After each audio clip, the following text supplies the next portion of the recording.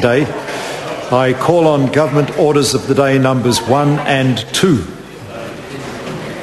Trademarks Amendment Bill, third reading. Copyright Amendment Bill number 2, third reading. The Honourable Simon Power. Mr Speaker, I move that the Trademarks Amendment Bill and the Copyright Amendment Bill number 2 be now read a third time. Mr Speaker, the first objective of these bills is to align New Zealand's procedures for registering trademarks with international standards to minimise regulatory and business compliance costs associated with the protection of trademarks. The Trademarks International Treaties and Enforcement Amendment Bill amends the Trademarks Act to implement the international registration regime for trademarks provided for by the Madrid Protocol relating to the Madrid Agreement.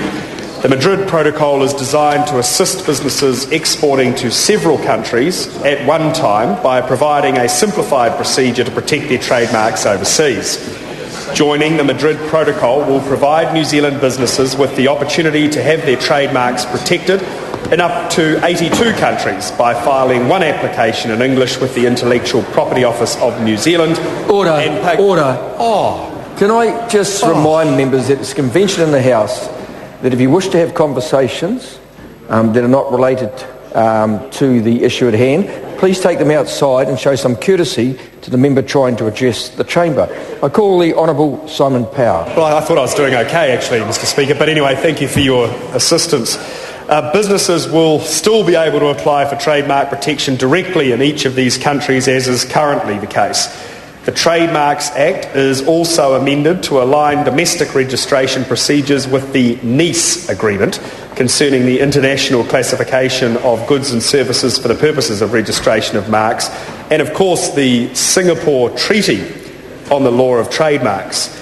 By joining these World Intellectual Property Organisation, or WIPO, treaties, the government is sending a strong message to the world that New Zealand has a credible and efficient regime for the protection of trademarks. The second objective of these bills is to provide for the increased enforcement of the criminal offences under the Trademarks and Copyrights Act.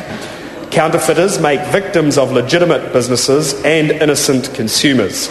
Counterfeit goods can be of poor quality, and many of these products can also represent a serious risk of safety to consumers. Internationally, there is also evidence that the trade in counterfeit goods is linked to more serious organised crime. It's the intention of the government not to allow New Zealand to become an easy target for counterfeit and pirated works, and this is particularly timely legislation prior to the Rugby World Cup. In recognition that the majority of counterfeit goods sold in New Zealand are sourced from overseas, the bill provides new enforcement powers to the New Zealand Customs Service, Mr Williamson. The bills clarify that customs officers are able to seize counterfeit goods and pirated works at the border and undertake investigations to enable importers of such goods to be prosecuted.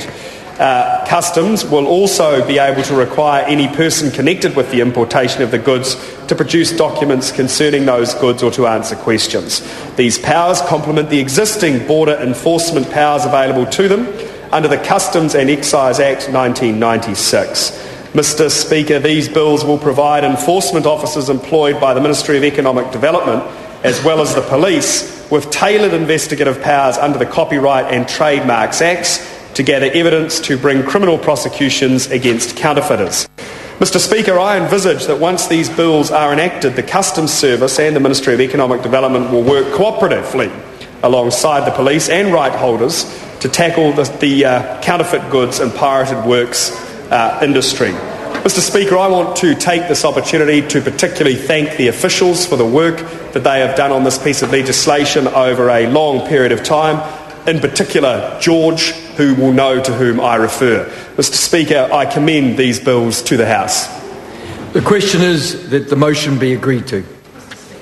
I call